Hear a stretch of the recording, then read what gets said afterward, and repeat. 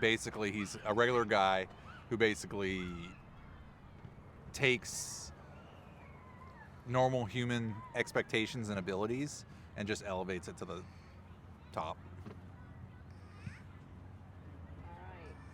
Okay, so what is your go-to karaoke song or guilty pleasure music? Breakdown by Tom Petty is my karaoke song. Guilty pleasure music? The Dirty Dancing soundtrack.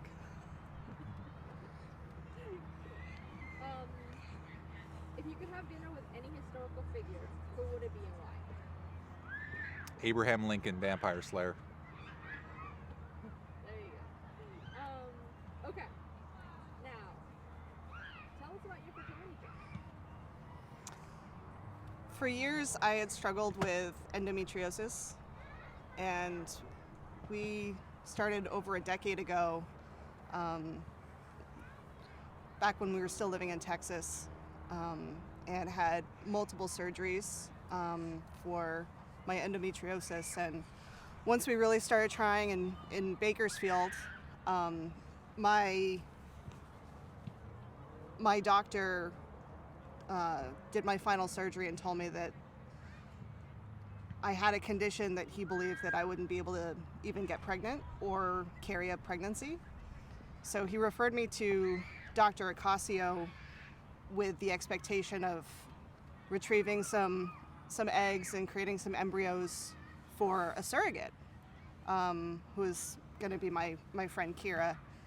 And so when we had our first appointment with Dr. Acacio, second appointment, he told me that, there was absolutely no reason that I couldn't get pregnant or carry a pregnancy, and we just took it one step at a time. But it was amazing kind of going into that journey with the understanding that I would never carry a pregnancy, and then, look at where we are today with two. It's a little more than I had expected or even asked for, but Dr. Acacio told me that there's no returns. So No returns and no babysitting. Yeah. Yes, it is a disclaimer.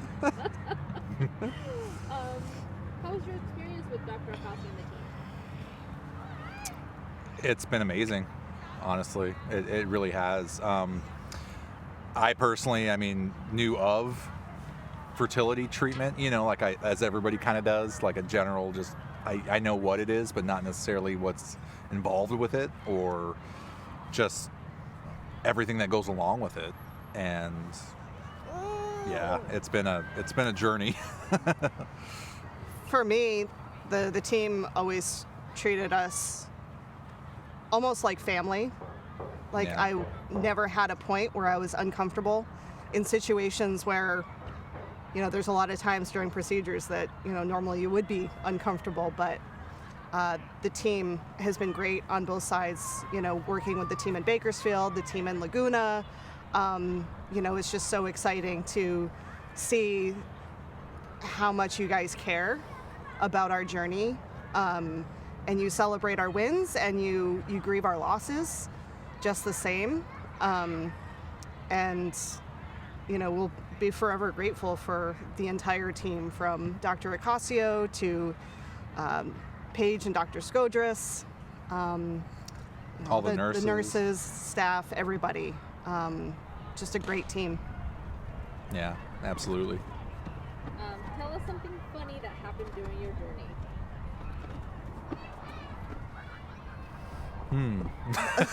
That can go on video. That can go on video.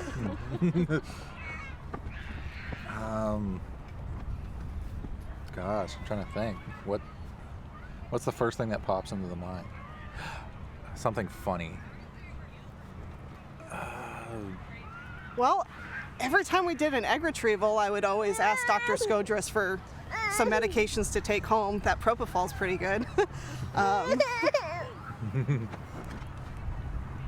don't know. Something funny.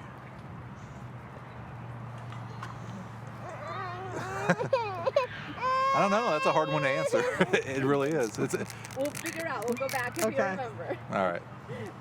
What was the best part? These guys. the fact that we went in ultimately not knowing what was going to happen, and in the end, honestly being able to be here and have these guys in tow. Not one, but two. I think once we got pregnant and did the ultrasound, the second one, they had given us a sheet that had the genders. I opened it up and I didn't know how to read it. So we asked Dr. Acacio to do the gender reveal for us. So I was still on the table,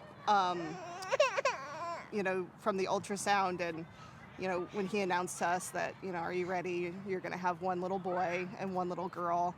And, you know, we were just so ecstatic. And he said, you know, couldn't have planned it better myself, or something like that. So, exciting moment. I think a follow-up to that previous question about something that was funny was when, okay, we had already done like all these procedural stuff to lead up to the implantation. And then the implantation happened, and then, you know, we waited the month, you know, blood tests and all that stuff. And then her results that were coming back were higher than normal, in a good way. And then to do the first ultrasound and have him say, you know, okay, here's baby A, you know, blah, blah, blah, you know, here's on the ultrasound, you know, and we're staring at, you know, the little baby, you know, growing.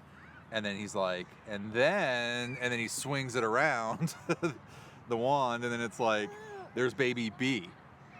And then that feeling of knowing there's not one, you're actually having two, that was funny. that was shocking and funny at the same time, honestly. Yeah, I think it always is. Yeah. That the wow factor.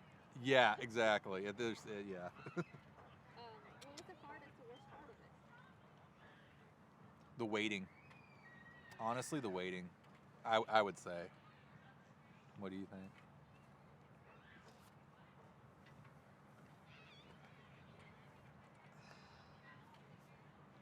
Yeah, for me, I thought that it was going to be the physical struggles, you know, the shots and the courage that it takes to someone who's afraid of needles to stick yourself multiple times a day. But and it wasn't the procedures or the surgeries. It was the emotional roller coaster. And I think the hardest part for me was to not get too ahead of myself and really remind myself to take it one step at a time. And at this point, the hardest thing is, you know, do we go back and transfer two more, or go 2 and 1 and then, or 1 and 2? But no, it really is. I think the hardest part for me is the emotional aspect of, you know, just really taking it one step at a time and not getting discouraged. Would you recommend a friend, a colleague, a family member to Dr. Acacio? I know I already have. I've run into a lot of different people, friends, colleagues, and just random people that we run into. And actually, like about a month ago, there was a story where near our house, we went to a park with these guys, a playground, and we ran into another couple that had I think he was 3 or 4 year old little boy. They went through fertility treatment and stuff like that. And then as we were talking, she said, you know, we're thinking about doing it again, you know, and we always talk highly of Dr. Acacio. Always. I mean, yeah. Yeah, absolutely. Both in Bakersfield and down here, hands down, 5-star recommendation. Mm-hmm. And what would you ask Dr. Acacio, his team to do better? His team to do better? Or him? Never change. Keep doing what you're doing. I would say update the instructions for the transfer day.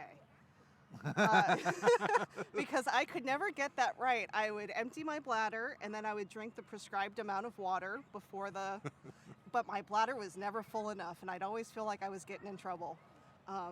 So I've already been pre-planning for the next one to drink like double the amount. I think there's a problem with my bladder. Prepping for Yeah. it. Yeah. Okay. But there's always a next one. Yep. You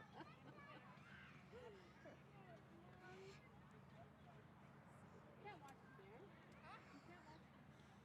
I can't what? Watch. Why? Because I'll get nervous. What do you mean? What are you talking about?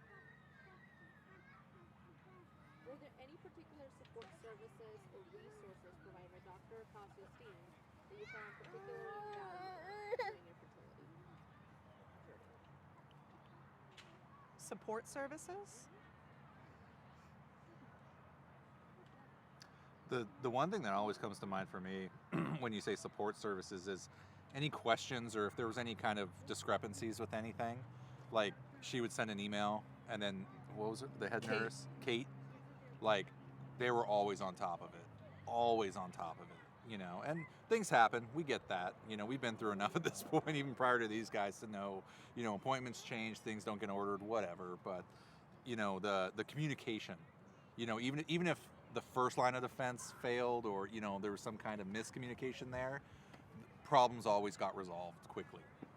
You know, whether it be medications, appointments, whatever, you know, like there was always that support of knowing you're not left alone off to the side. You know, like if you have a question, ask it. You know, if you have any kind of concern, you know, say it. Absolutely. Okay, guys. I think this is gonna be it. Thank you so much. And before you guys go, do you give us consent to use this video for Dr. Acacio's and stuff? So give me your name, your phone number, and say I approve. Go ahead. Jess Vargas, area code 972-978-0413. I approve.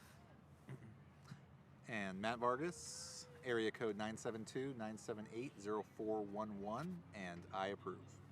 Fire. Thanks, you guys. Awesome. Thank you, guys. Enjoy double trouble.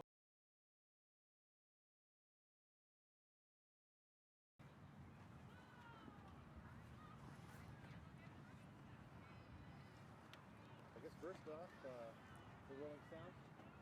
Yep, all right. Just give us your names. Okay.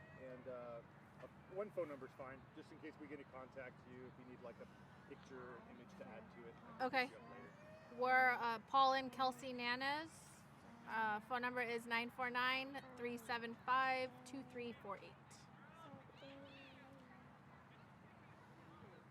What is your favorite hobby or activity to do in your free time? We just redid our backyard, so we built a swimming pool. So the twins love to go swimming every chance they get in the spa, in the pool, jumping off the rocks, all that fun stuff. So we like to do that as a family. And sleep. When you can squeeze it in, right? Right. Good, yeah. Yeah. What's the most memorable vacation or trip you've ever taken? With the twins? Anytime. Any of your favorites. I don't think we've taken a trip with the twins yet, huh? We just took the train down to San Diego with them, but yeah. I've been to Hawaii and Puerto Rico and Chicago. places like that, but that was before the twins came. If you could have dinner with any historical figure, who would it be and why? Oh, you're the history buff. You can answer that one. Probably Abraham Lincoln. And why? I think just because of everything he did for our country and continues to live on even after he's been gone all these years. Just an interesting man to me. Tell us about your fertility journey. So we started looking in probably 2017. We went to a couple doctors, went to many consultations, and we finally landed on Acacio in probably late 2018. He definitely wasn't our first or our last consultation. Wasn't the cheapest, wasn't the most expensive, but his bedside manner made us choose him, in all honesty. The team that he had behind him, just the way he presented himself, the way he was just everything was on the table. nothing was hidden. We felt like we were very knowledgeable in the process, everything to expect. So we chose him, and then it took us about 3 months to actually start the journey with all the fun medication and all of the appointments. But yeah, so 2019 is when we officially started everything. And how did you hear about Dr. Acacio? How did we hear about him? Just a Google search, huh? Yeah, actually, Yeah, we just were searching fertility clinics in the area. looking at reviews. Yeah, his reviews were very, very, very, very good. So we decided to take a chance. And by no means is this in our area. We drove about an hour to see him every time we had an appointment, but definitely well worth it. How was your experience with Dr. Acacio and the team? It was great. I can't say any more good things. He, like I said, everything was out on the table. We felt very, very comfortable with him. The fact that all his reviews spoke very well. His team was very upfront. Every nurse or specialist that we encountered was very knowledgeable, understood our fears, understood our hesitation, and just made us feel comfortable with everything we were doing. Tell us something funny or humorous that happened during your journey. What do you think? Um, I don't know if we had any. no, the whole process was pretty straightforward. Yeah. I think, there's always levity between ourselves to try to calm the situation down, because it's very stressful. But as far as, small jokes here and there that the staff would say, but it just to put you at ease. But it is a stressful situation and a thing to go through because of the unknown. What was the best part of your journey? Them. Mommy, It worked. It worked for us. Yes, I see it. It worked for us the first time. Thank God, because we started with 34 eggs and got down to 2 embryos, and they're sitting with us today. So thankfully it worked, because that process was a doozy for sure. So we're glad that we had to do it once, and that was due to how well the team worked and how knowledgeable and everything Dr. Acacio is. What was the hardest part of the journey? Every step of the way was very stressful, down from the medication and the costs that come with it, and putting your body through all of that to have an end game that would end up us doing it all over again to get what we have. But the hardest part was, just every step of the journey, starting with so many eggs and then getting down to 2. So every time we got that call, we held our breath with how many viable embryos we had left. And, with the chromosomal testing that we did, and then, giving everything we have to them to make that call on, what's viable, what's not, and then just, getting that call that we have 2 left, and they happen to be a boy and a girl, which we would have taken anything, but it just worked out really well. And but definitely the most stressful part was every time the phone rang, because we never knew what was going to be on the other end, from the time that they took my blood to test if I was indeed pregnant, and then if there was 2 heartbeats. Just every single call was hard, but very worthwhile in the end. Would you recommend a friend, a colleague, or a family member to Dr. Acacio? I would, and I have. What would you ask Dr. Acacio and his team to do better? Have an office closer. Yeah. Nothing. maybe towards Upper Orange County, but We understand it's an expensive process, that comes with it, but it is what it is. So nothing.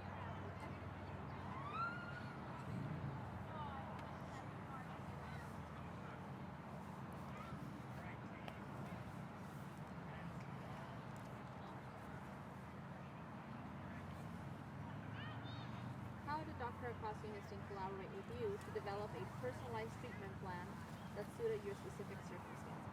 I think having open and honest conversations from the get-go of what our expectations were, what our limitations were, why we were there in the first place, what we were looking for to accomplish. I think also the fact that we had all of the nurses and the doctor's cell phone number spoke volumes. I mean, there were times when, in the very beginning, when I was going through the Follistim treatments, and I accidentally like pushed the Follistim too much and ended up wasting some of it. So I called the doctor, the nurse, and was like, what do I do? And she was available at like 9 p.m. on a Saturday. So just having that open communication during those really trying times of things that we didn't understand but made sure that we had in order to be successful was really important.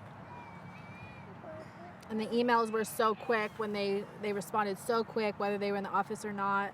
And yeah, just a good experience in the communication aspect for sure. All right. Thank you so much, guys. Thank you.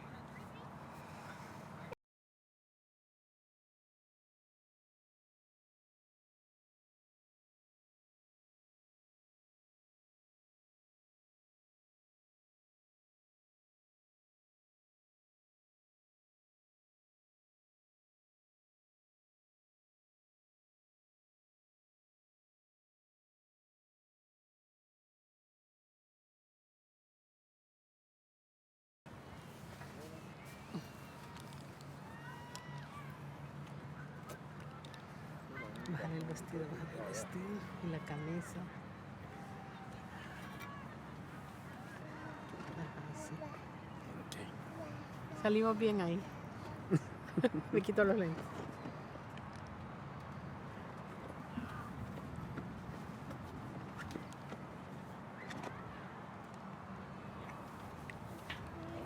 Su nombre y un teléfono. El nombre de los dos. Mi nombre es Ilsi Umansor El mío es Douglas Giovanni Pérez. y ella es Kaylin Pérez. Pérez. 949-245-9929.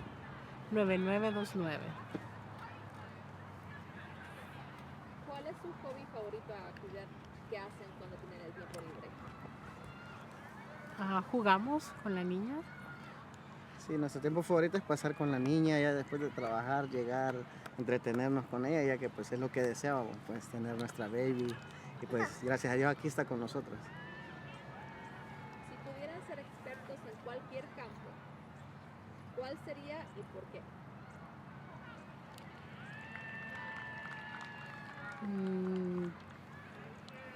Expertos en qué campo, como en En cualquier cualquiera. campo, cualquier campo.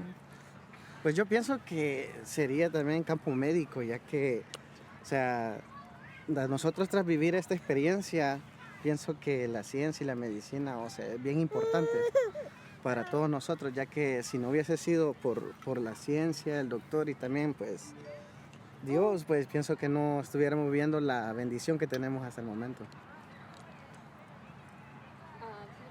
pudieran tener un superpoder, ¿cuál sería?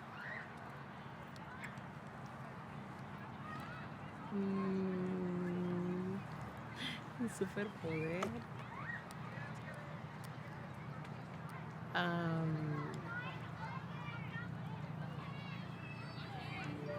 Yo pienso que sería el superpoder para mí el poder,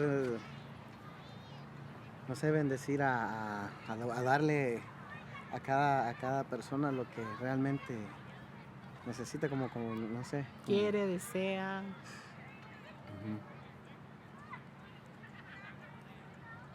Díganos de su trayectoria de fertilidad. Nosotros pasamos, antes de conocer al doctor, una etapa en la que estábamos buscando ayuda con cualquier doctor que nos decían, usted te puede ayudar, nosotros íbamos. Fui hasta mi país y todos me decían, no tiene nada, no pasa nada, va a llegar el momento, va a llegar el momento. Gastábamos en exámenes, citas, todo y nada. Hasta que platicando, una amiga de mi hermana tuvo una amiga que estuvo con el doctor y ella me dijo, ¿por qué no vas ahí? Y yo hice una cita y no fui. Y después, cuando llegó ya el 2020, nos dijimos, no, pues vamos. Y tuvimos nuestra primera entrevista con el doctor y desde que tuvimos la primera entrevista, yo me sentí y él nos sentimos confortables con lo que nos estaba diciendo, que era algo real, algo que nos dijo la verdad, esto es lo que hay. Y desde entonces dijimos, ok, confiamos en él y en la mano de Dios que iba a ser, que íbamos a tener a nuestra hija.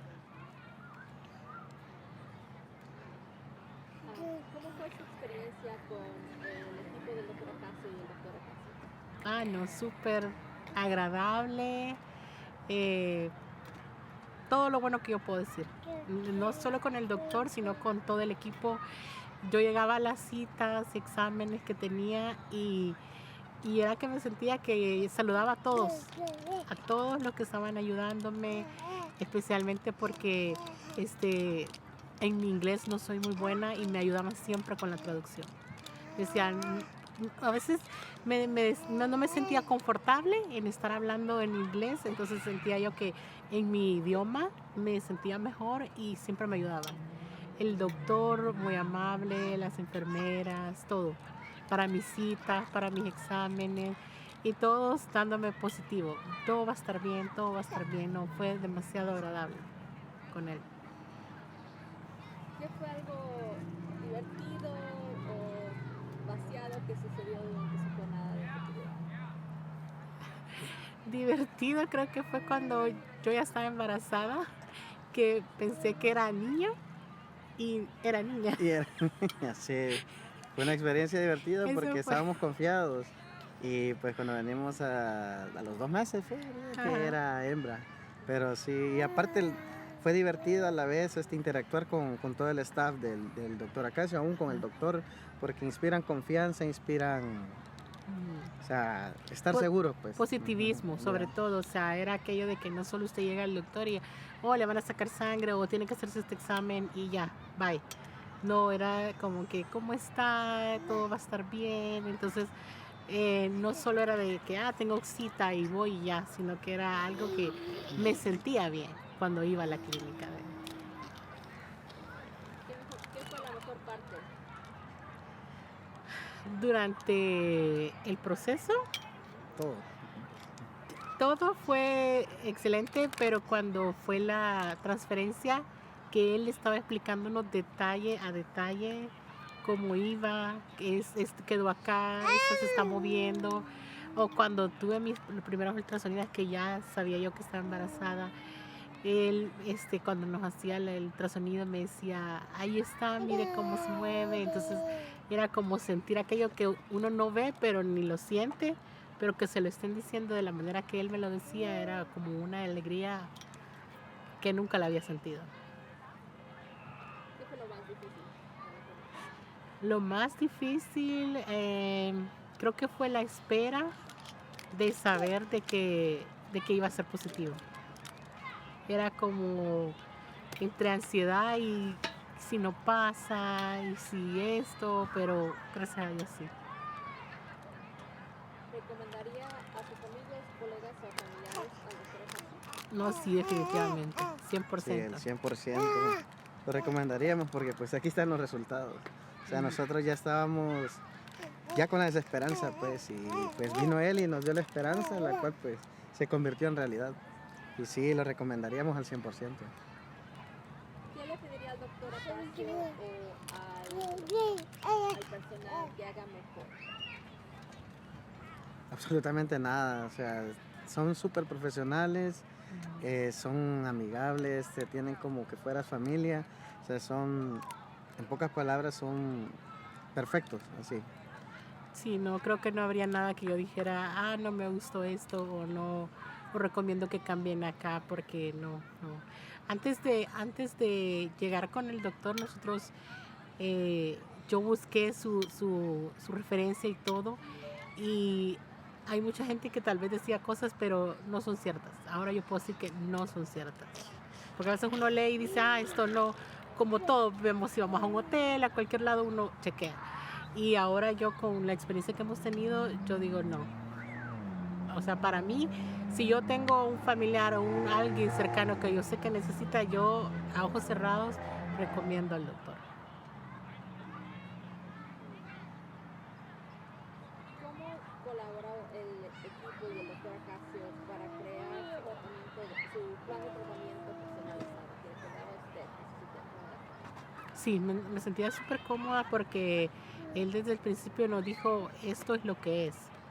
Y con los otros doctores antes me decían, vamos a hacerle este examen. Cuando yo le mostré a él la lista de todo lo que yo me había hecho, él me dijo, no necesito hacerte nada. O sea, aquí está la respuesta que nunca me dieron.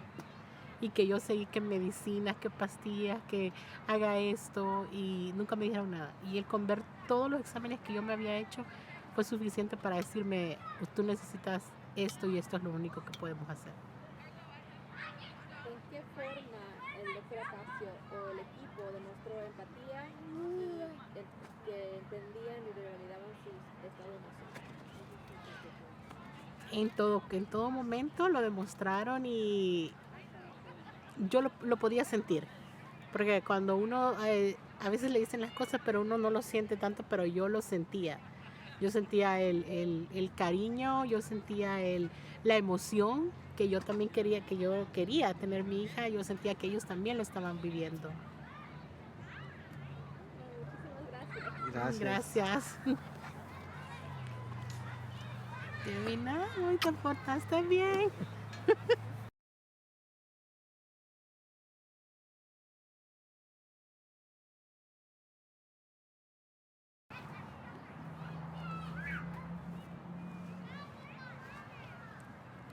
Howdy.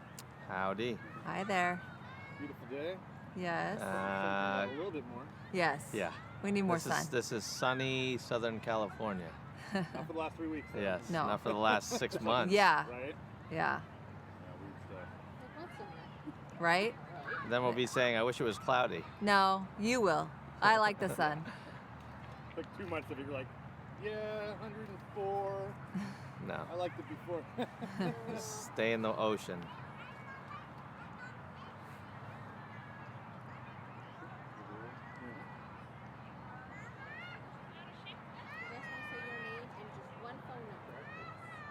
Okay, Leah Williams, Eric Williams.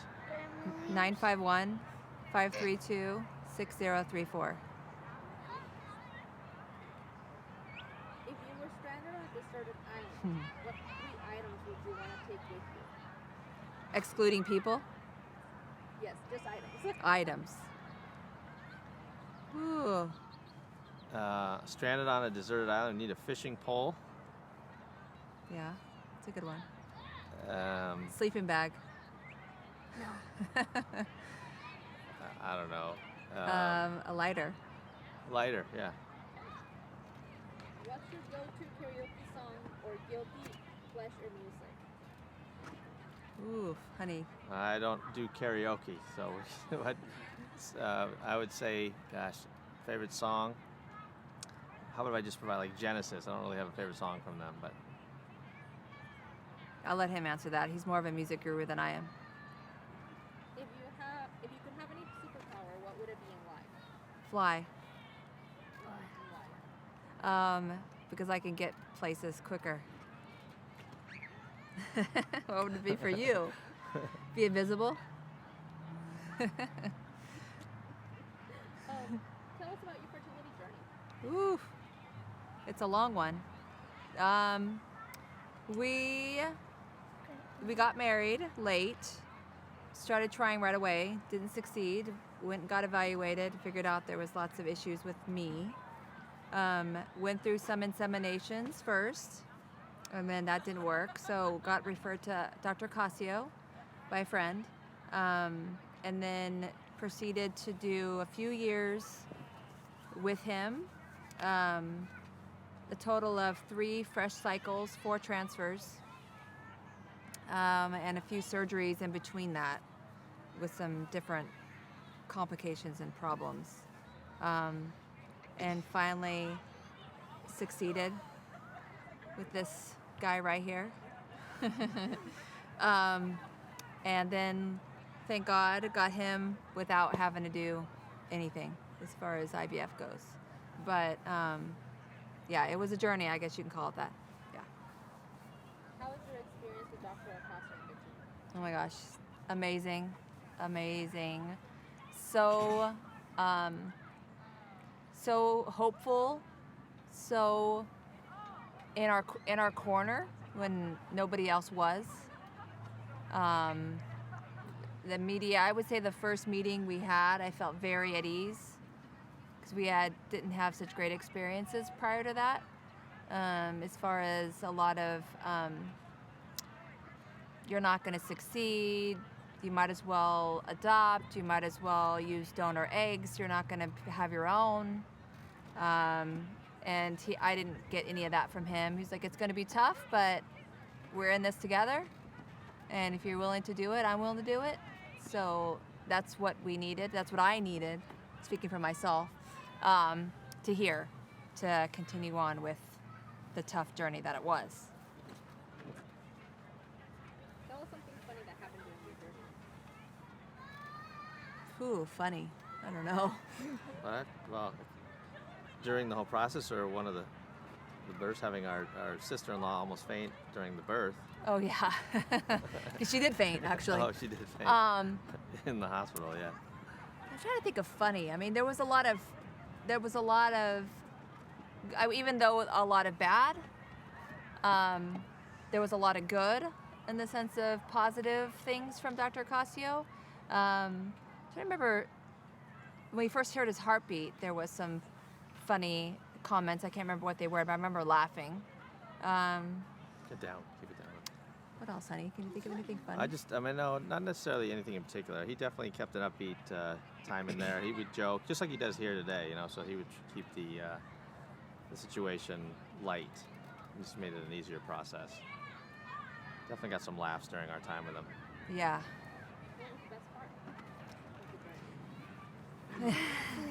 The pregnancy. The pregnancy, but also one of the best parts, I would say, for me, that it's memorable. Unfortunately, my husband was out of town when we got the call that we were pregnant with him. He was in Las Vegas for work. So we had gotten a lot of calls that weren't positive prior. So I was really nervous when I was waiting for the call because I was like, oh God, I can't have bad news again. It has to be something good. And it was Dr. Acacio, and all the nurses were in his office and they were on speaker. And he was like, hey Leah, it's Dr. Acacio, and immediately I knew, like, okay, this is going to be good, because every other time it was the nurses calling me that it didn't work, or this happened, or that happened, or you need to come back, or it was always something not positive, not bad. Obviously, it is what it is. You got to get the news. But when he called, and then they all yelled congratulations, and they were on speaker in his office, it was probably one of the better experiences, even though there was many after that. Positive, considering we got this guy, but What was the hardest part, the worst part? whew. Well, obviously all the failures, and also I had a lot of ovarian cysts, and he had to go in and get rid of some of them, and there was a complication, so that was not fun. And of course the calls of you're not pregnant calls, which was, we had a number of those before Acacio, and then obviously some with him. But even then, even with the call of a negative call, there was still a sense of hope and a sense of optimism. Like, okay, we didn't get it this time, but we're going to change things, and we're going to figure out what happened, and we're going to make it different. And so it was bad. It was doomsday, I guess, but I still felt like it wasn't over. So I think that's what I needed to know, that, hey, okay, this is not easy, but I have him in our corner, and if that's all for me personally. I can't speak for my husband. He had his own struggles and journey through this, but I just needed that. I needed that reassurance. Yeah, I'll just add to that. I mean, this process is not an easy process. The women are typically the ones who, they're going through all of it, and more emotional, but it immediately impacts the husbands, and it's just not fun. And the constant no, sorry, failure, that makes it even harder. And then, this is not a process that everybody can do. You need to have the funds and support to do it. And that can be making it even more stressful. At some point, you draw the line. Whether that line, the woman basically sets it for the most part, but it is not easy, and it's not happening for you. Well, and when we did the transfer with him, he was our 4th IVF transfer. My husband, and some people, this process, it kind of puts a rift in a marriage. For us, it brought us closer. And I remember him saying to me, though, Leah, this is it, right? Like, we can't do this anymore. And I was like, So let's look at adoption. So yeah, we were going to start looking for adoption if it didn't work with him. But I wasn't willing to give up. But he was saying, like, there has to be a point where we have to say, like, we're done. So he would tell me, it feels like someone's dying.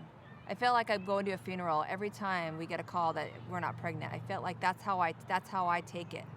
So I never put that into consideration, because I was like, well, hey, okay, let's just, on to the next. Like, it's not good, but I was able to, like, okay, like, turn it off, turn it on. And for him, he said it was like, I feel like I'm going to a funeral and it's too much.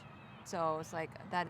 I get it. I understand now how you feel versus how I feel. I feel like this is just another step, like, to the journey, like, in order to succeed and have our family, right? So. Would you recommend a friend, a colleague, or family member to Dr. Acacio? 100%. We have recommended friends, family. Obviously now in our age, we don't have a lot of people that are having babies. A lot of our friends are done having babies now, so it hasn't been any recent requests, but I have in fact, we found out about Dr. Acacio from my friend Beth, who had gone through him.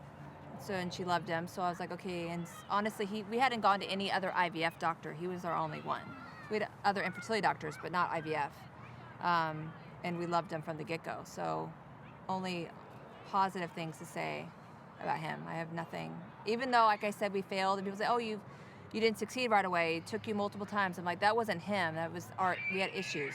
So I never took it personal. Like it was him not doing his job. It was that's just the way it is. But he was always so, I don't know, gracious, so optimistic, positive, would you say? Yeah, gave a lot of hope. I would never recommend anyone else. No, yeah.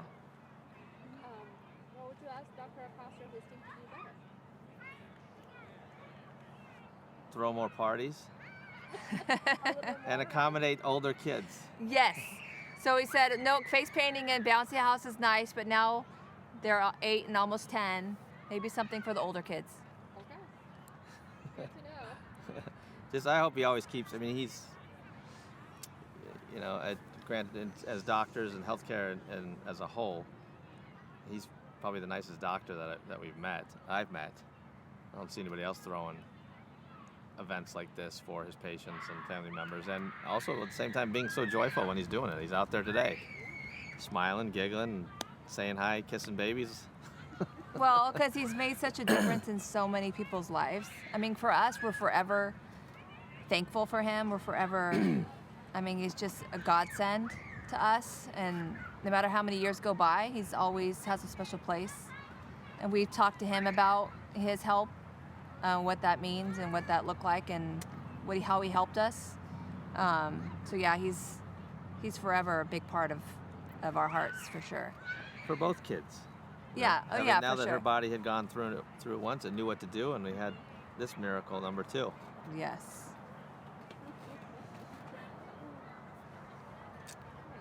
In what ways did Dr. Acacio and his team demonstrate empathy and understanding towards your emotional needs during this time? Ooh, all the time. Didn't we talk about a lot of that? He's just his optimism, his positivity, his understanding, his listening. Because I'm sure there was many times where it was just frustration coming out, and it wasn't personal.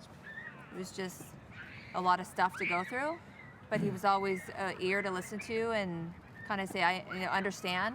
May not always fix. She can't always fix everything, but there to listen and to kind of, I don't know, him being so positive and him saying, I know it's tough, but listen, we're gonna do something different. We're gonna try this. Like I got you. Like we're gonna succeed. So that to me was everything. Yeah, I mean, there's always the feeling of just he knew who you were. We weren't just another patient. Yeah. We were the Williamses. So we had more than just a number. We're very, still coming here. The personal experience and our own personal relationship is different with him than it is with everybody else, and it's real. So we appreciate that. yeah. Thank you so much, guys. Thank you. Glad to be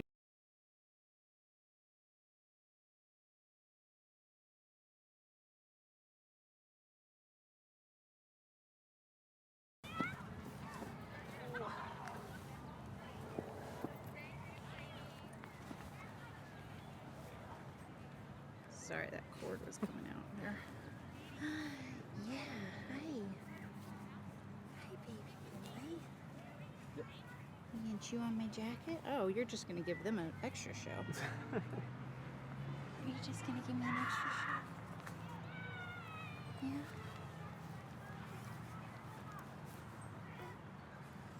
How you guys doing?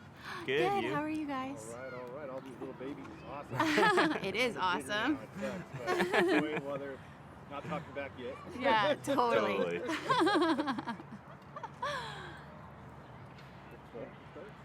you think? Sure. My name's Rebecca McMillan. It's my husband, Carl McMillan, and Stellan. Our number is, I guess my cell phone is 512-656-2421. First question, if you could have any superpower, what would it be? Ooh. You have to go first. You're the superhero. If I could have any superpower, I'd want to be super fast. And that's because I could spin the world backwards to slow down time because he's growing too fast. That's so cute. I don't know if I'm going to have a good answer for that. I've never really thought, I guess, super strength. I don't know. He's getting kind of heavy, and it would be nice to, be able to carry him without, I like it. Okay. What's your go-to karaoke song or guilty pleasure music? Ooh, Britney Spears all the time, for sure. Any of her songs, that's my deal. Yeah. Oh man, I guess I would have to go with Post Malone. I don't know. Not for some more serious ones. Yeah. Tell us in your own words about your fertility journey. Yeah, wow. So Carl and I, we were married in 2016, and we didn't know for sure, I guess, if we were going to have kids or if we wanted to have kids in the beginning of it. So we kind of took our time in the journey of it, thinking like probably so many people that you have all the time in the world, and when you want to try, it's just going to instantly happen. So when we decided to kind of start trying, it was taking us a lot longer. And yeah, I think we went through the motions of going to the hospital and having sort of an organized way of like, okay, now let's go home and do the deed and see what happens. And we did that for a couple of years. IUI was never an option for us. We were introduced, though, to Dr. Acacio in late 2020. And we had a failed IVF transfer the first time around, but what we loved about Dr. Acacio is how positive he was and the hope that he gave us the whole time. The failed IVF, we knew then we really did want to have someone. We wanted to have a little, and I've always wanted to have a little half of me and half of Carl in the back of my mind. I've always thought that would be great. And when it wasn't happening, it was, totally Kind of made you wanted more. Yeah, it was super disappointing. We were like, oh man, we almost had, and we didn't really have a lot of money. It is an expensive journey to go on, for sure. And we thought, Carl and I were both like, we're going to try this one time, and we're going to give it all we got. And if it doesn't happen, then we're just going to be really solid aunts and uncles to our, nieces and nephews, and godparents to our friends' babies, and we were going to be okay with it. But when it it was so close the last time, or the first time around. We were like, man, we really want to try again. And Dr. Acacio, you know, he talked to us and was like, hey, you know what? We were so close. We were so close. And there's a couple of things that we can tweak. And I have a feeling that this is going to be the one. You know, if you just want to hang with me for one more round, let's try it. And I mean, he kind of spoke those positive words. And we were like, okay, let's do it. And that was early 2022 that Stellan became Stellan. And we rode the 9 months and had him in January of 2023. Thank you. I was recommended him through my urologist. Yeah. And so glad we went to him. Well, and the urologist was recommended by my OB at the Orange County Women's Medical Center, Orange Coast Women's Medical Center, sorry. And so she basically, Dr. O'Toole, referred us to the urologist, and then the urologist referred us to Dr. Acacio. How was your experience with him and the rest of the team? They're like little angels. They were all so genuine and caring and positive. You know, Dr. Acacio was wonderful, but it was like everybody, the front desk, the decor that you had in the holidays. It shows that you guys truly care and like what you do, because you know, think through it. Support is important, and I mean, every time that we went in, I couldn't say enough of how positive, and even when things didn't go the way we wanted, you know, it was a very positive experience in the end. Yeah, the staff has to go through the ups and downs with us, you know, and I mean, I know that there are many downs that do happen, and we were fortunate in our second round to have had this journey become successful for us, and we have little Stellan to thank there too, or to celebrate, I guess I should say. But for the staff to go through what they do every day, and to stay as positive as they are and have like the best bedside manner, it was priceless. And we would do it all over again if we had to, probably. Tell us something funny that happened in your journey. You want to tell the Gummy Bear Big Head story? I'll let you tell that one. You know it better. Well, we actually have a video of this, but in one of our ultrasounds, I think it was at the 8-week appointment, maybe a little further along. I'm not sure. When he started to have arm buds and leg buds, you know, and his head was forming. He looked like a little gummy bear, right? And I have a big head, I think, whatever. But, you know, Carl always jokes about my big head and stuff. But then when we were seeing the ultrasound and we were looking at Stellan, and Dr. Acacio was showing us, okay, here's the length from the crown of the head down to, you know, his rump, and this is the size of him, and he's looking really good. And I was like, does he have a really big head? And he goes, yeah.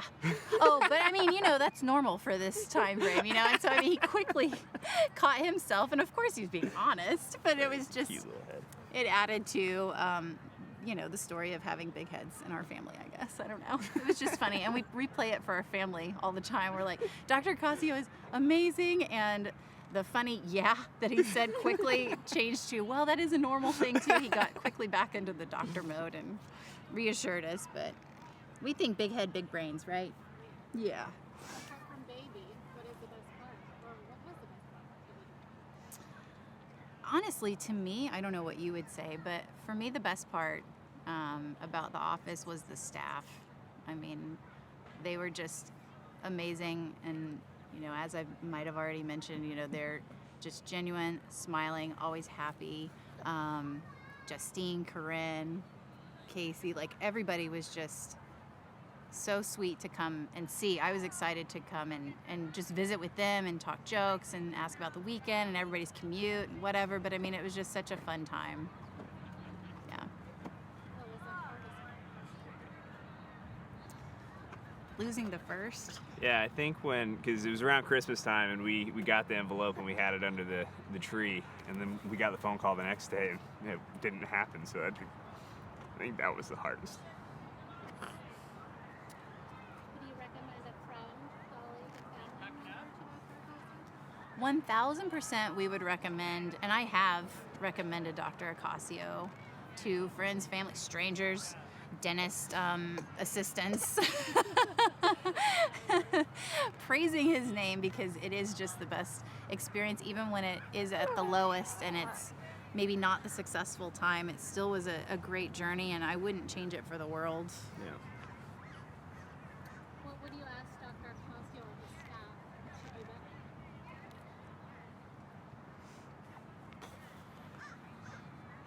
to do better? To do better? I don't think you can. I think you have like 10 out of 10 stars, like from us at least. There's not a thing I think I would change. How would you describe the level of communication or attentiveness you experienced from Dr. Acacio and fertility? From my point of view, all throughout the procedures and stuff, and her coming out and sitting in the waiting room, I felt like the communication was great. I mean, I was at least in tune with everything that was going on, and again, they were always positive about it, so I was very impressed with that. I asked the dumbest questions in email, and someone always replied back and gave me an answer, even if it was like the dumbest question and most obvious answer back. But everybody was so chill and so accommodating, and communication was always great. Yeah. Do you feel well informed about the various treatment options available to you? Or Dr. Acacio explained? Yes. I think that when we were moving from the first failed IVF to the next, the options that we had to do or things that we could try to test through and then to help with that second treatment around, like he really explained it to where it was like, gosh, we're going into this, and we felt confident that the second round was going to be such a success because of all of that. Yeah. Thank you. Of course. Congratulations on baby. Thank you. Thank you. See you guys again. Thank you guys very Absolutely. much. Really, we love you. Honestly. All right, cool. You did so good. It was like so close.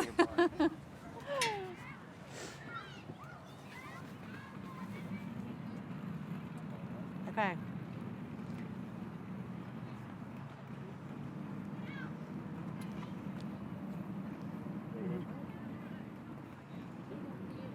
Tell us your name and just one phone number. Okay, Dawn Galbo, 858-380-6143.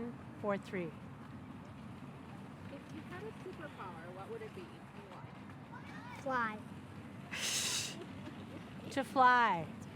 Okay. Thank you guys for the help. And why? Because you could soar above the earth and look at everything, and it sounds peaceful. What's the most memorable vacation or trip you've ever taken? Crystal Cove with my children. If you could have dinner with any historical figure, who would it be and why? Who do we have dinner with? Martin Luther King. Talk about civil rights. Alright, tell us about your fertility journey. Wow, my fertility journey is very long. I always knew I wanted to have children. I started off attempting to freeze my eggs when I was about 38 years old, and I froze about 10 eggs, and then when I went to use them, they were not working, and I said I wanted to meet the doctor that does the most complicated cases, and I asked a friend of mine who'd been in this industry for a very long time, and she told me about this doctor, Dr. Brian Acacio in Orange County, and I thought, well, that's kind of a far way to go because I lived in San Diego. And then I kept meeting these women who had been trying to get pregnant for like 10 years, and then they had worked with this Dr. Acacio, and they had gotten pregnant right away. So I went to meet with Dr. Acacio, and the eggs that I froze didn't work, But we ended up using donor eggs. Dr. Acacio helped me through this process. And here are my two children, Ellie and Woody, from donor egg. And it was the best decision I ever could have made. I felt totally supported. Dr. Acacio is a world-class physician, and I'm so grateful to him for helping me build my family. Can I cut for 1 second? My nose is running. I gotta blow my nose for a second.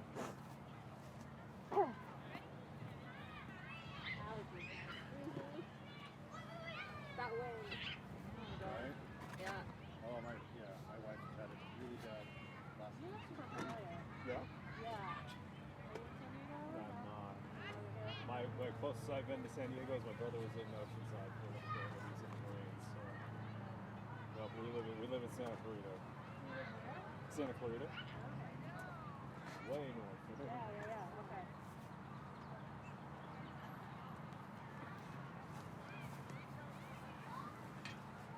Okay. How was your experience with Dr. Acacio and the team? It was phenomenal. I never felt like I was a number. When I came in to meet with Dr. Acacio for my first appointment, he had already read through all my chart. He knew everything. The team was there for me. His nurse at the time gave me her personal cell phone number and said, "I'm here for you. You're never alone." And I could call it if I needed her. So it was like nothing I'd ever experienced before in a doctor's office, especially in a reproductive endocrinologist office. And I had been to 4 before finally meeting Dr. Acacio. Tell us something funny that happened during your journey. After my embryo transfer, Dr. Acacio kissed me on the cheek and said, "Congratulations, you're 2.5 weeks pregnant." What was the best part of your journey? The time when Dr. Acacio's office called me cheering, "You're pregnant. We've got a number for you." Just the support. Everyone was so happy for me, as happy as I was for myself. What was the hardest part? Just the bumps and lumps along the way, you know. The waiting for your children was the hardest part. Would you recommend a friend, colleague, or family member to Dr. Acacio? I send everybody to Dr. Acacio. I stop people on the street. Go see Dr. Acacio. What would you ask Dr. Acacio and his team to do? You know, I don't have any suggestions in that department. I think they do a fabulous job.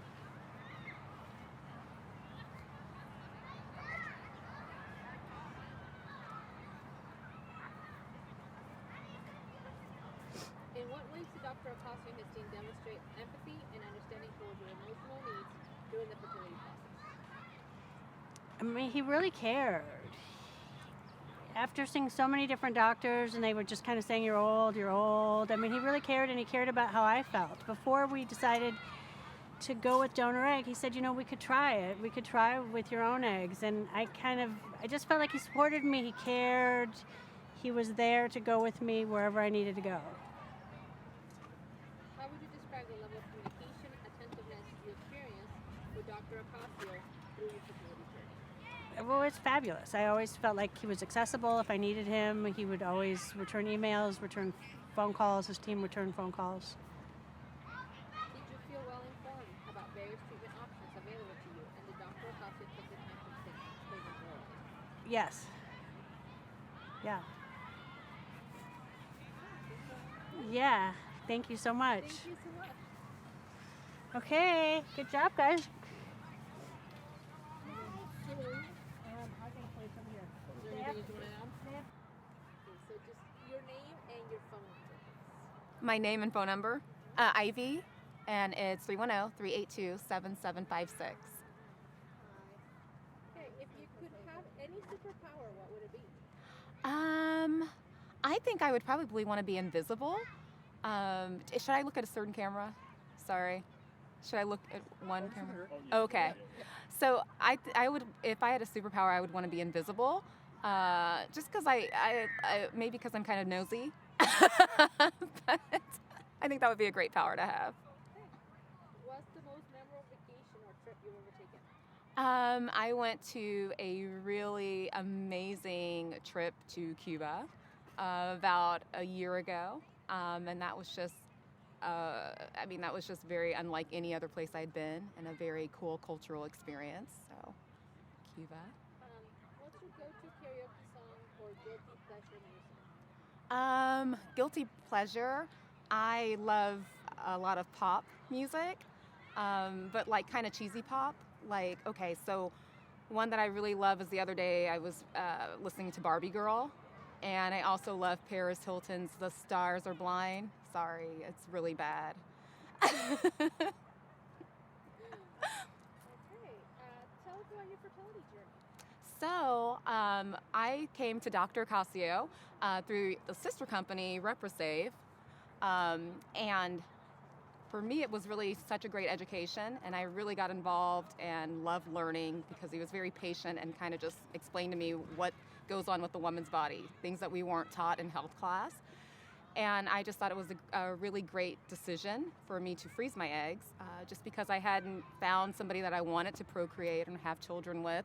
And after he kind of just explained how the female body works, it just seemed like a very smart choice to preserve the eggs while I still have them, so I could use them when I'm ready and not feel so rushed in finding the right person. And how did you hear about Dr.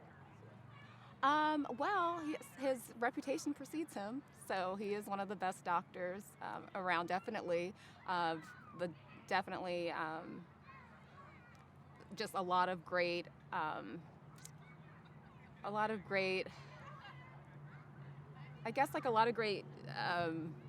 I don't want to say patience, because I feel like it's a little bit more than that, but just like great relationships from people that he's helped in the past. So like I said, his reputation does precede him. How was your experience with Dr. Acacio and the team? Great. I love you guys. It was awesome. I was super nervous. I was really afraid of even using needles. I actually have a very intense phobia of needles, and everybody was so patient with me.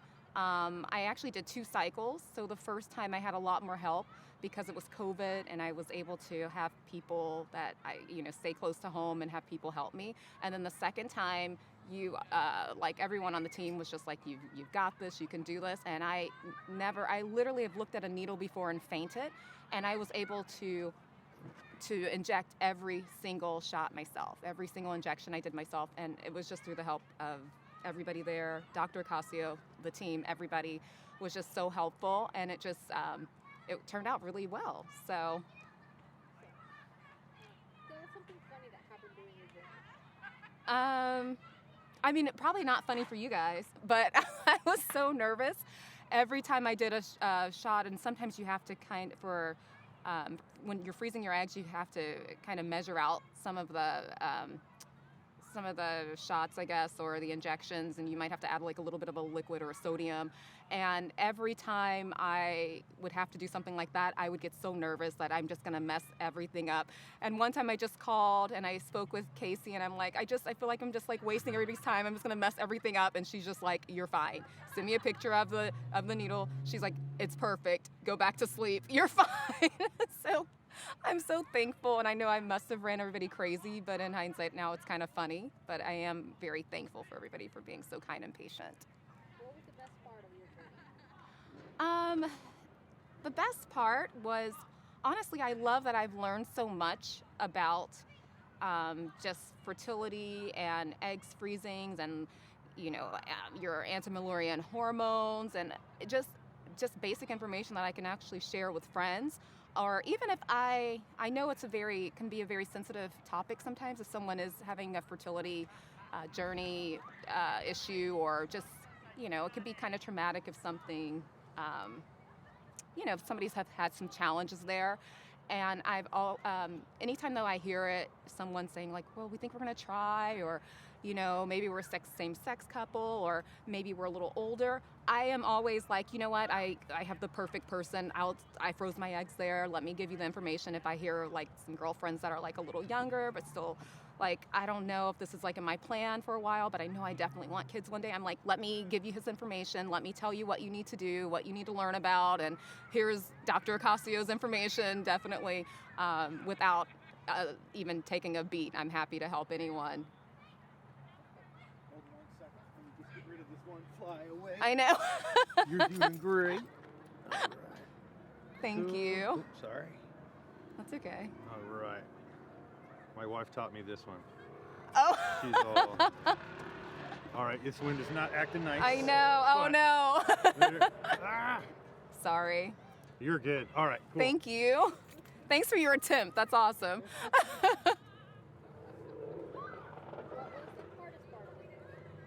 The needles. For me, that was just really hard. And also, it is kind of emotional. It's great being out here today, though.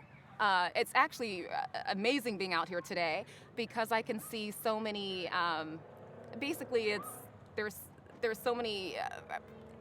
It's just the family of all these children that he's contributed to, or just taking those first fertility steps maybe has now resulted in like these amazing like little beings running around. So that's really a cool part to be a part of. Or What would you ask Dr. Acacio or his team to do better?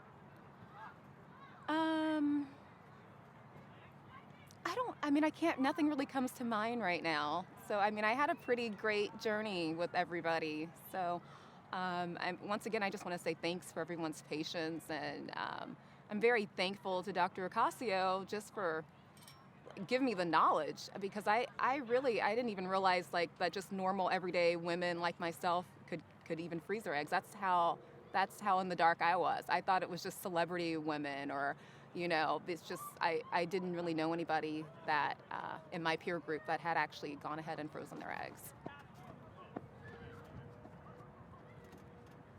How would Dr. Acacio and his team collaborate with you to develop a personalized treatment plan that suited your specific circumstances? Well, I think the first time, sorry, my hair is everywhere. The first time that I went through or had my egg retrieval, everything looked good, but then just for my own fertility goals in the future, it was a good idea to maybe freeze some more. And you all were able to take my information from my first retrieval, and then we changed up the protocol, and I was able to get double the amount of eggs the next time. So, sorry, my hair is everywhere. But I was able to get double the amount of eggs the second time, which was really amazing. And I really probably, in part of me, like, kind of being maybe healthier and knowing more about just like personal nutrition at that time, but also definitely because some things had changed in the protocol, a longer protocol, just to make sure my body was reacting well to the fertility medication. So I was very appreciative of just him recognizing that straight away. Thank you so much. Thank you, Wendy. Thank you, guys. Us money, we need money for these college kids. I need money.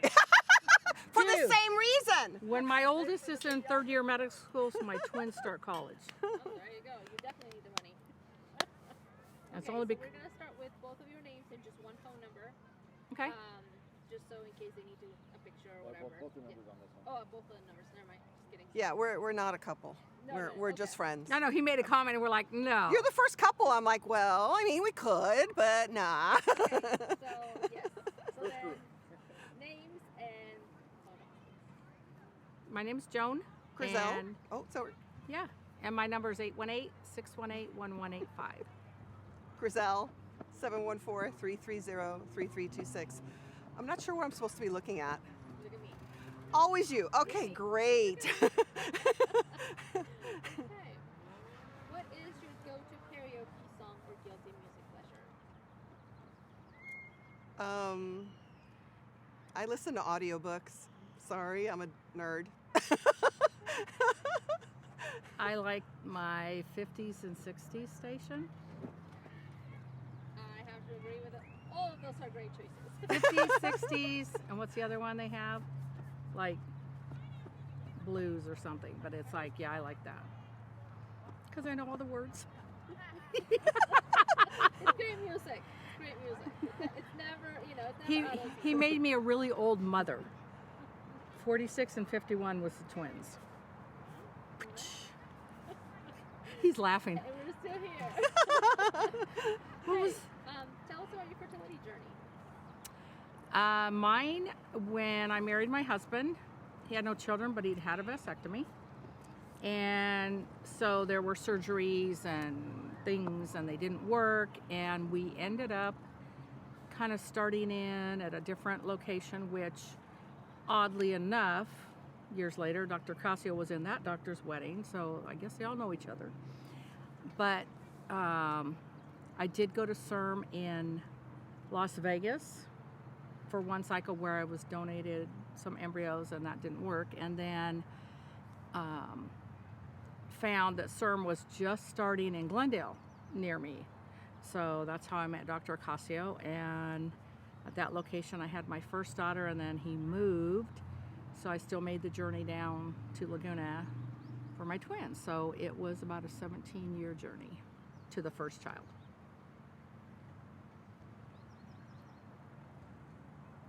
Me? Okay. Okay.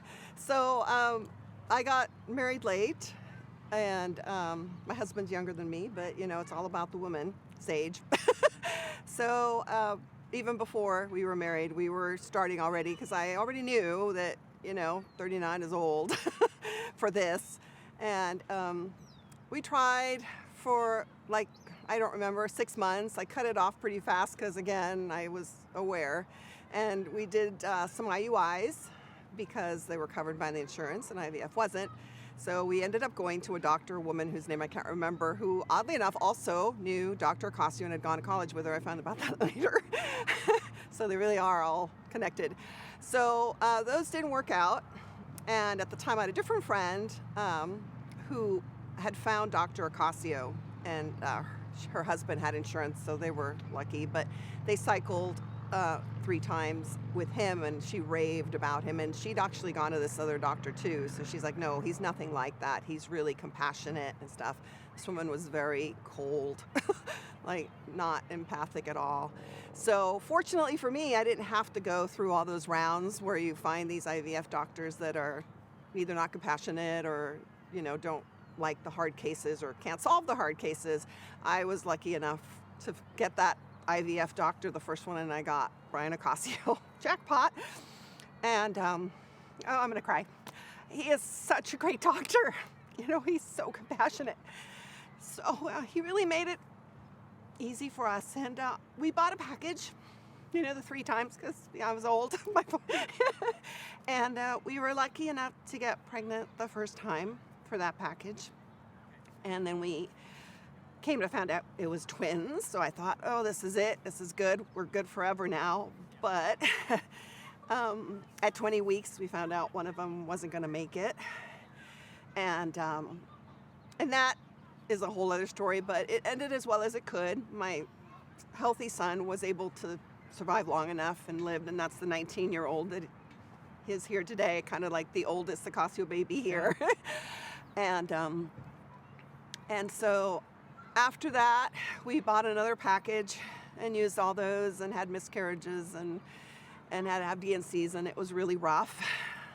So then we did a China adoption, or tried to. We did all the paperwork. I busted it out as fast as possible. No, everybody's like, wow, you're doing this fast. I'm like, yeah, I know, I'm old. I want to get this done. I never wanted to have an only child because I was one, and I hated it. So then that was right around the time, and I don't know if you know this, but China slowed down. It was supposed to take 1.5 years. After 6 years, it still was waiting. China's very fair. You have a number, you know exactly when your number's up, but they slowed down from like whatever the number was to like 10% of that. So here we were still waiting for this other child. And through that same friend that told me about Dr. Acacio, she had moved to Nevada. She adopted kids and they went that route and moved to Nevada so they could, I'm sorry, to Arizona to buy a house. She had a friend that had cycled that she met there.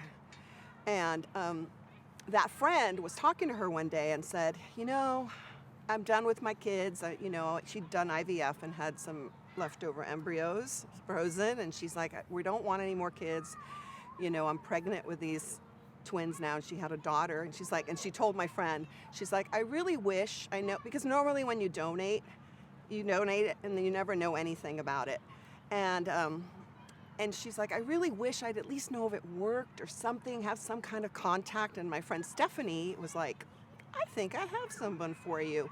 So she put us together and we met, and she was still pregnant with these twins, and she was willing to donate them right away to me. But I was like, you know, I'd gone through all that stuff. I'm like, let's just wait till your twins are born. And so I drove down to Arizona and I picked her up with her babies in my car, and we drove to her doctor, and she was introducing her babies to her doctor, and I had already from Dr. Acacio's office the big tank, right? And so that doctor transferred. She had 2 embryos left after cycling 2 times. She'd got her daughter and these twins. Then we drove back with her and her babies, and you know, hopefully at least one of my babies in this tank. And then I drove back to California. We have another friend that we met, and we'll probably get to that we met in our 2003 Acacio cycle, and her name, she had transferred from another doctor, and she did the same thing. She drove her embryos, and she told us that the whole time she was driving, she was saying, please don't let this be the last time you're in my car. So for the whole drive from Arizona to California, I was like, please don't let this be the whole last time you're in my car. And so I got there, transferred the tank, and we did a transfer cycle. And I really, after going through that twin pregnancy, I just was like, okay, I would really like 1, but 2 is better than 0, right? Just, you know, please, let me have this baby. I'm trying to get this baby. And I was pregnant with my daughter, and she was healthy pregnancy. Nothing went wrong, no drama, no scary, no give this woman sleeping pills because she can't sleep. So it was like a normal pregnancy. And she's my 11-year-old, and then I was done after that. And so it was a long path. I think I tried everything, any way that you could get a baby, I went through. Yeah. And my husband and I were older. I'd looked into international adoption. You start seeing, they won't take us. And all this in the back of my mind, I kept thinking, oh, well, if this doesn't work, we can always adopt internationally, not realizing I couldn't. So when I first saw Brian, we said, well, we're kind of considering donor embryos, if you know any. And he told, oh, yeah, I have a couple, because they're divorcing, and they weren't the same ethnicity. And my husband was kind of like, yeah, I don't know about that.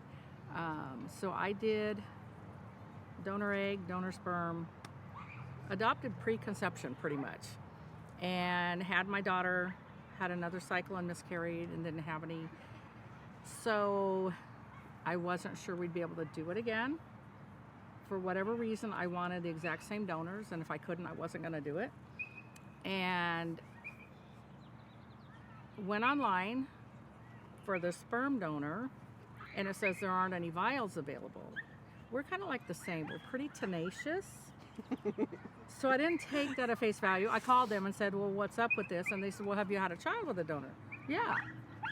Okay, well, we have vials. Well, why didn't you say that? But the only caveat was, oddly enough, the mothers of both donors are Jewish, and there were certain diseases they hadn't tested for.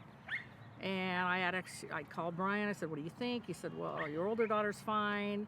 And because there are these horrific neurological diseases, yeah, you can imagine. And I had to sign a waiver and everything. So that's fine. I think, okay, we're good to go. Getting the same egg donor again was interesting, because by this time she'd married and had kids, and I'd paid everything, and a month and a half later, I'm calling them saying, what's going on? Well, she hasn't signed the paperwork yet. They want more money. I said, it's her husband, right? And so that was kind of put a horrible spin on it, because I was being blackmailed because they knew I wanted the same donors. But we kind of worked that out, and So here they are, and they're all at least related to each other genetically, not me, but they're my kids. But yeah, having twins at 51, my OB wasn't thrilled. She went to school with Brian too, of all things, so they all knew each other. But and her late husband actually was partners with him for a while until he was killed. But yeah, so it's been a real interesting journey, and then staying in touch with him for all these years, and actually making very dear lifelong friends. 20 years. We've gone through this journey. We always say we're in a club that nobody wants to be a part of at all, you know, and it's the kind of thing where I wouldn't wish it on my worst enemy, because it's just physically, financially, emotional. You can't even understand it till you go through it. And to finally have those little, sometimes sassy gifts that we have. Yes. Often sassy gifts, you know, that we have. it's just incredible, because there were times I thought I would never become a parent. I'd never become a mother. And that's just all I ever wanted. And so he, like she said, he's so compassionate. I'll never forget with the cycle for the twins. And I was at another one of our friends' house. We met through all this. And I got the phone call about the status of the embryos. And I got off the phone. She says, "What?" I said, "They said of the, you know, this many that they took, there were like 3 fertilized or something." I'm like, and I was like crushed. I'm thinking, I'm going through this again, and this is it, you know, instead of having like 18 to pick from. And I went in, and of course, at that point, I'm doing IVIG. You're doing the acupuncture because you would pretty much do whatever they said you needed to do. And I said, I cannot even do a cartwheel, but I would have cartwheeled naked down the freeway if they said that will get you a baby. I would have figured out how to do it. And so I was finishing up the acupuncture, and Brian slowly opened the door, peeked his head in, maybe thought I was going to throw something at him, and he says, "Joan, I swear, of all the embryos we've had this month, those are the most beautiful." Okay, you're probably just saying that, but yeah. So they were, and it got me 2 babies. But amazing journey. We came out with children. We came out with really good friends, and Yeah, it's a whole group of us. Unfortunately, they couldn't make it because all their kids are coming home from college and stuff during this week. But there's a big group of us that cycle together multiple times, some of us. Yes. Okay, so I think you answered most of my questions already. She's like, what else? But was there anything that was funny? Like you thought, oh my God, I can't believe that this just happened, or during your journey that made it a little bit? Oh, my husband with Parkinson's giving me injections, PIO. Yeah, that was fun. No, his hand was shake, but the very first one, you know, it goes in, I'm like, okay. And then I'm just in excruciating pain. I said, "What are you doing?" So, well, you know the little wing things on the syringe? I had to turn it so they were the right way. And I was like, those needles are beveled. You just cored out a piece of my butt. Yeah. It's funny now. Then it wasn't, because I'm like, oh my gosh, are we going to get through this journey, you know? That first injection took like 20 minutes, hyperventilating. You can do this. 1, 2, 3. Okay, you really want a baby. And it was just the Lupron, which now is like nothing, you know, tiny. But yeah, it was interesting, you know. My boss calling me in saying, "I'm kind of concerned. You're going to the doctor a lot. Are you okay? I thought you were dying." You know, you don't want to even discuss that with yeah. Just interesting little things, but it's just been fun. When they were younger, our oldest were best buddies. They were so cute together. Cute little romantic pictures at Disneyland, Legoland, all this, and yeah. Now they won't. The second they hit the teens, they don't even like look at each other.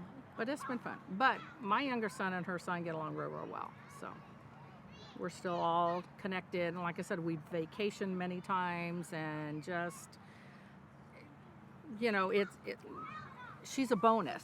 You know, I wanted children, and I got like a lifelong dear friend. So it was a lifeline. It's a bonus now, but it was a lifeline. There's no way we get through that stuff. You know, you can't do it alone. I remember once they cycled taking over flowers and cards because I knew you guys were cycling over to his I office. do remember that. Yeah. It was waiting for me when I got that. We would meet so many times. We'd try to coordinate our appointments. We all met online during that October before the 2003 cycle. So we would try to coordinate. That's when we first met each other. Oh, what time is your appointment? Oh, okay, well, I can stay 30 minutes later and meet you. And, you know, all that, not only were we supporting each other all on the forums before we'd ever met each other, but as we were cycling, I remember we went to a restaurant and had dinner. We did all sorts of things. And then as the kids were born, everybody went to everybody's party. We'd stick all the babies together. You know, there'd be like 10 of them. 10 little babies. There's one picture of the four of them. Remember Katie, Roan, and Connor and Evelyn? The one on the blanket by the pool, they're four, and they're like, you know, barely even able to move yet. They're like, you know, a few months old. With hers and mine, and they're like falling over. It looks like he's kissing her.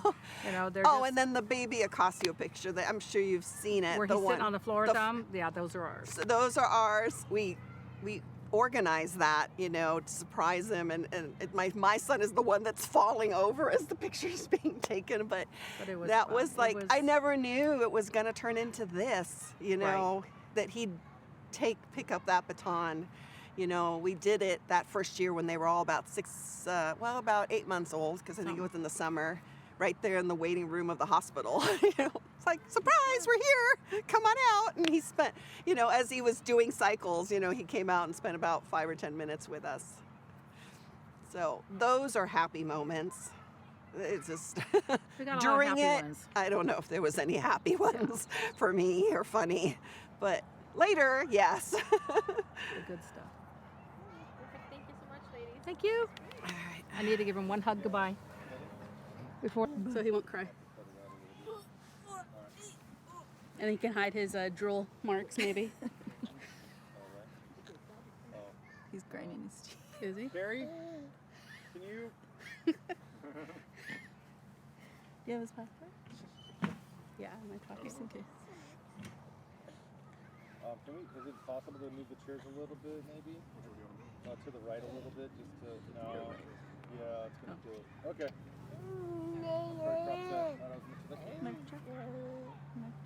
What? So it's names and one phone number. Okay.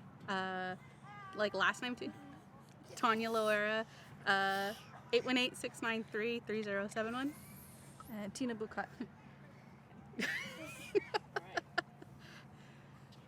If you could have any superpower, what would it be? Why? Yeah. Invisibility. Just be able to go anywhere, anytime, and not be seen. Teleportation for sure. Yeah. Yeah.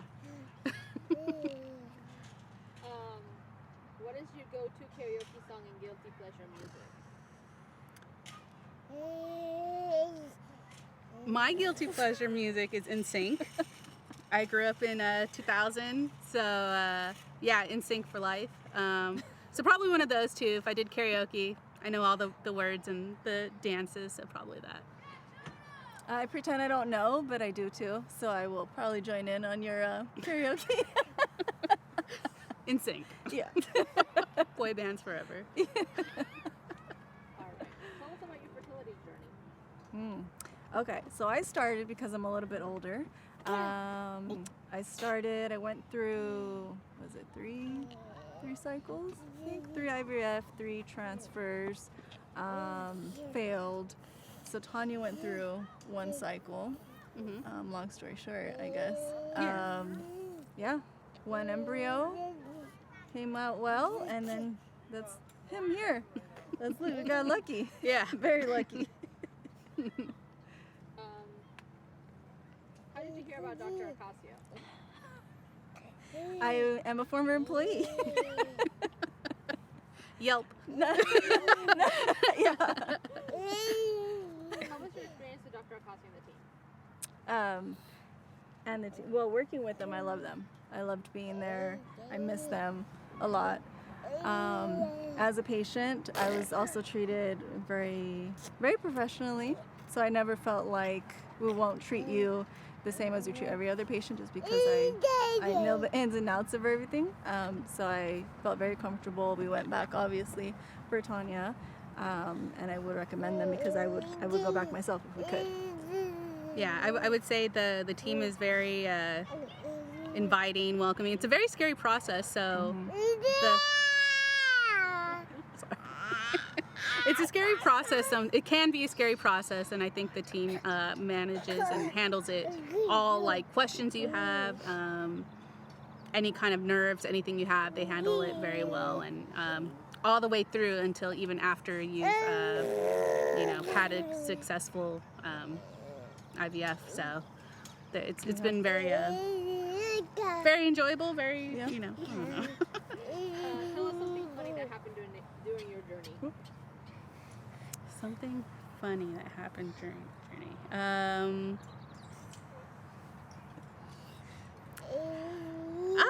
I wouldn't say really funny, but I mean, it was during COVID, so it was during COVID, so I never saw anyone's face until a little bit later. So I think it was just kind of fun seeing everyone's like face after COVID had settled down. All the precautions were kind of alleviated a little bit, but yeah, I don't know.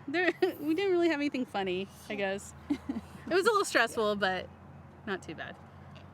Yeah, it was funny for you to not recognize people when we would go in, masks or not, to not recognize who you'd seen for months and months. Actually, the funny part was getting sedated for the retrieval. Yeah, I think that was the funny part, at least for her to see me kind of coming out of it. Yes, coming out of sedation after a transfer. Said a lot of funny things. Yeah. Or retrieval. Sorry, retrieval. Lana probably has a good story about that. What was the best part of your journey? Him. Yeah. Being able to finally become parents. That's the whole point of it. So. What was the hardest part? All the unknowns. Just the waiting. No, the waiting. The waiting was the very hardest part. The shots. Oh. I think after you've gone through all that, you forget how like every night or in the mornings getting shots, right. If not doing it yourself, your partner is helping you with the shots. So the waiting and the shots were definitely the hardest part. Yeah. Especially when you hate shots. Yes, definitely. And have. Yeah. What would you ask Dr. Acacio and his team to do better?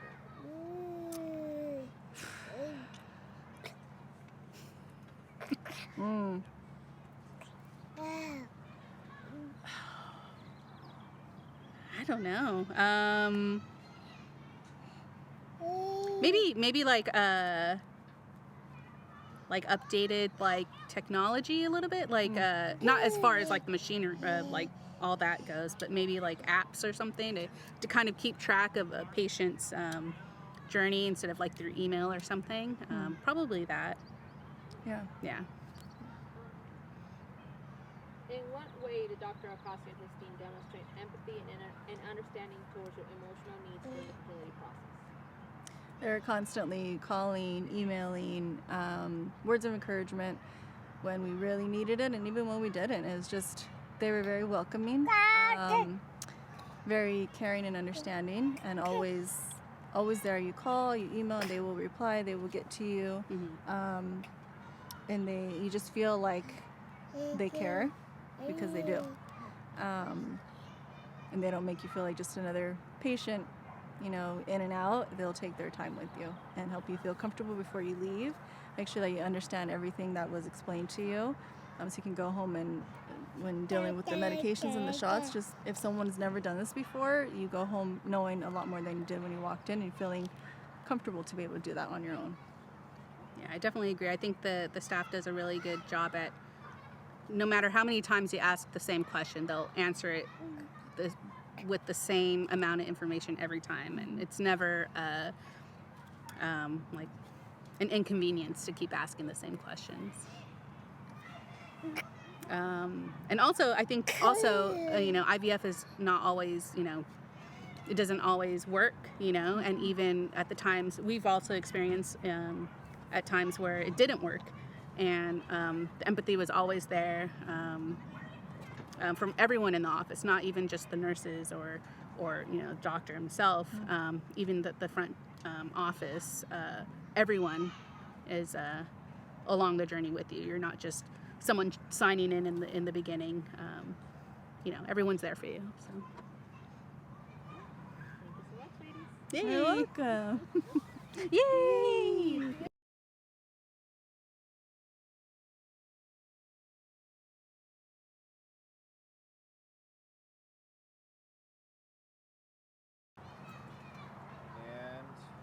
I would say talk to this camera. You got it. we're like right over here. Yeah. Yeah, this looks good, like right here. I guess is anything you want to share with, I can actually just sit and just lock it in. I don't need to move that one anywhere.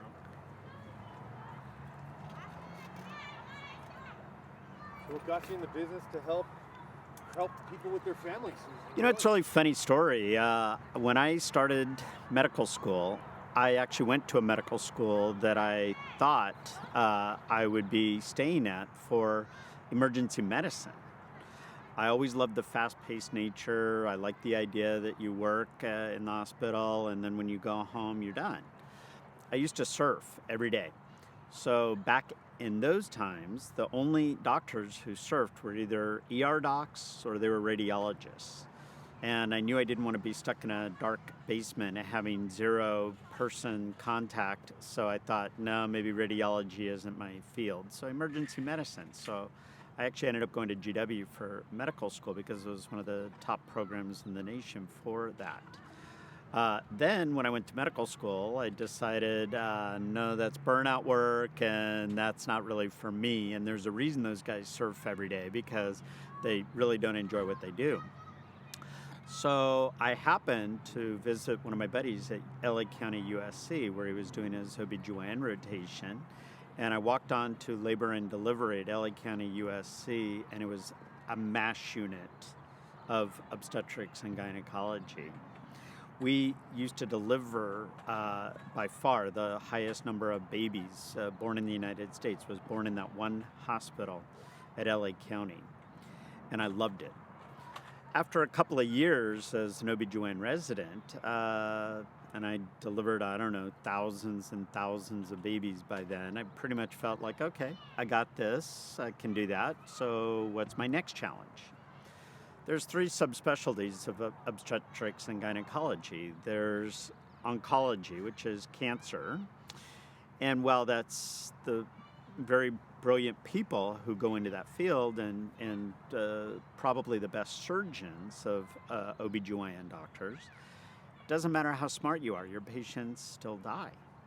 And I knew that I would be that personality, that I would carry that baggage home and probably wouldn't be a very nice guy to come home to. So I knew that wasn't for me.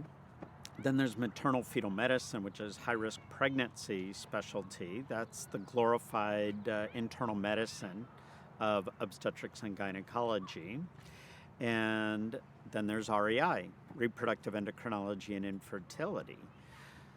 Hip, tech-driven, forward-thinking, always advances, and you have the best job in the world. You get to help people create life and be a part of that. And so I thought, all right, I think I want to help make babies. So I was fortunate enough to get to stay on at LA County USC to do my subspecialty fellowship there as well. And I don't have a day of regret ever selecting the field of medicine that I've chosen.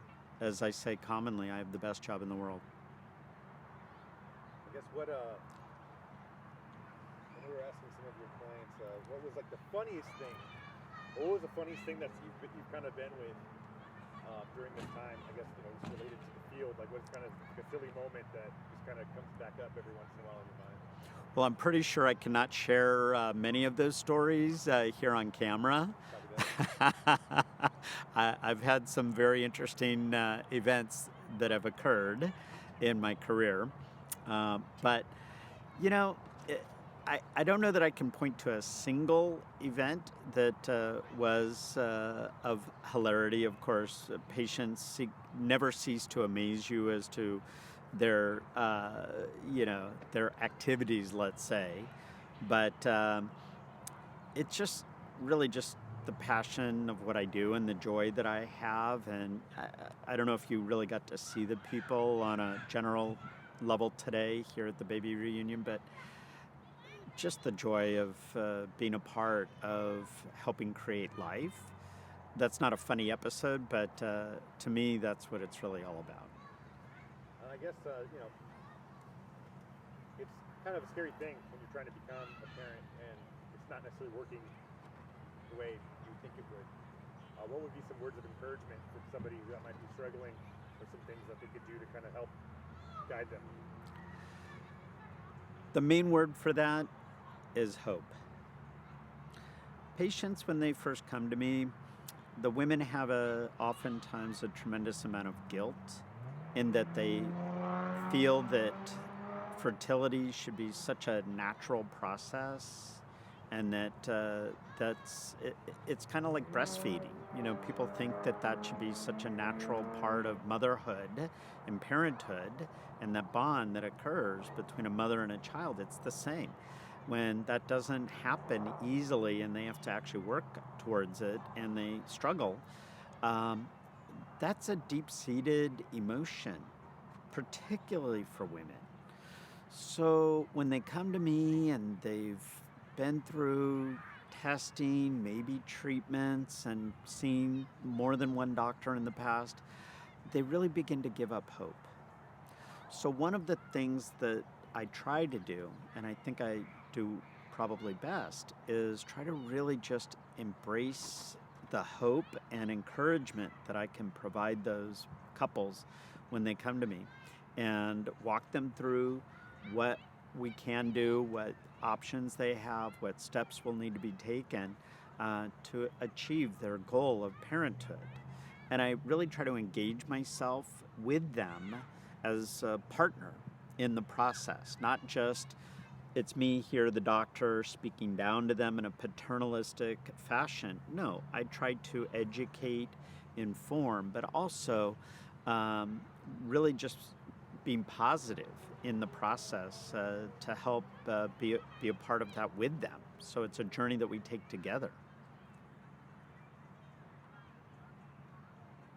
I don't have any questions for you particularly, so I'm trying to think here now.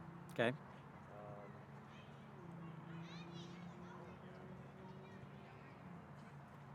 If you had a funny slogan, what would it be?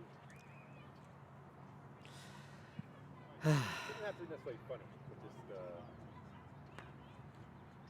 Yeah, I mean, our motto for our practice is Pathway to Parenthood. So I think that really speaks to what we try to do with our patients, of really just being involved with them, helping them through the steps. But a funny slogan, well, again, I could tell you what my nurses call themselves, because I have two offices. I'm not sure that you can use this, but my Orange County office, they have a group chat text, and they call themselves Brian's Bitches. And my Bakersfield office got very, very offended. My nurses up there got very offended that Orange County nurses had their own name for themselves. So they came up with the name that they're the Bakersfield Brian's Bitches. So they're the BBB. But again, I'm not sure that we necessarily can or want to share that on video, but we have a lot of inappropriateness. As I jokingly say all the time, my nurses could never, ever consider accusing me of harassment, because they harass me on a regular, daily basis, way more than I ever do anything inappropriate to them. I think that kind of wraps it up, unless you have anything else. No. Is there something you wanted me to say specifically about the baby reunion or otherwise? Maybe just recap this event. Okay. What about bringing the people together? Yeah. So today was our, I don't know what number, baby reunion this was. This started 20 years ago-ish. And we do our baby reunion every other year. Traditionally, it's a big event, as you witnessed, to do every single year. We took a 3-year hiatus because of the pandemic. Today's event was probably the most special to me as an individual in my professional career, not just because we put it off for that period of time, but I feel like much of our society, we really we've lost that engagement. We've lost a lot of our sociability and desire to get together and spending time and embracing each other. So today was really about just bonding and sharing the celebration of life with the families that attended today, and being able to shake somebody's hand, being able to give somebody a hug or a kiss on the cheek. Those were the things that made today really special. And I think, as you met earlier, you know, some of the families have come to every single baby reunion that we've ever had. And a couple of the original founding baby reunion families were here today, and their children are now 19 years old. And so those special events and occasions, we had everything from 4-week-old to 19-year-olds here today. And just being able to cherish that celebration of life makes the baby reunion that we do every other year the most special event in my life. Other than the birth of my daughters, it's the greatest thing that I get to be a part of, and I love it. Okay? Steady. Fire. All right.